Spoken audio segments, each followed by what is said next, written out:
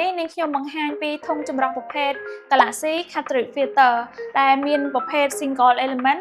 និងប្រភេទ Multi Element អញ្ចឹងយើងចង់ដឹងថាវាមានភាពខុសគ្នានឹងចំណុចពិសេសអីខ្លះដែលខ្ញុំនឹងបង្ហាញនៅក្នុងវីដេអូនេះប្រភេទនៅមុខនាងខ្ញុំនេះគឺជាប្រភេទ Single Element Galaxy Cartridge Filter Single Element Model ICF 100ដែលមានកម្លាំងនៅក្នុងការចម្រោះទឹក22 ម៉ែត្រគីបនៅក្នុង1ម៉ោងហើយយើងអាចប្រើប្រាស់សម្រាប់អាងហែលទឹកអាងស្ប៉ាឬក៏អាជីវកម្មខ្នាតកណ្ដាលបានសម្រាប់ធុងនេះវិញគឺប្រភេទ Galaxy Cartridge Filter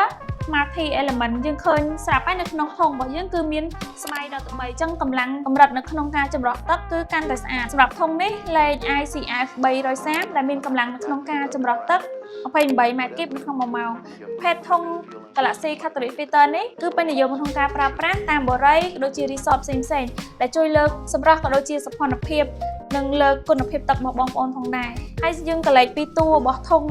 ចម្រោះទាំងពីរវិញគឺមានភាពរឹងមាំធន់ក្រាស់ល្អដោយដែលយើងបានកាត់បង្ហាញជូនបងប្អូនអញ្ចឹងវា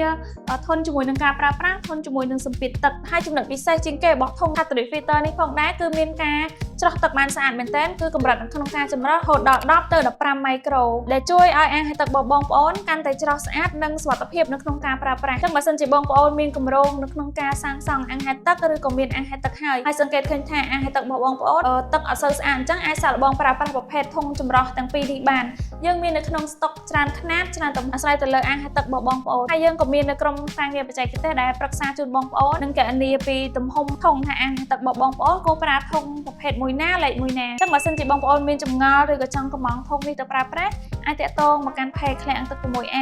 ឬលេខទូរស័ព្ទនៅក្នុងវីដេអូនេះបាយបាយ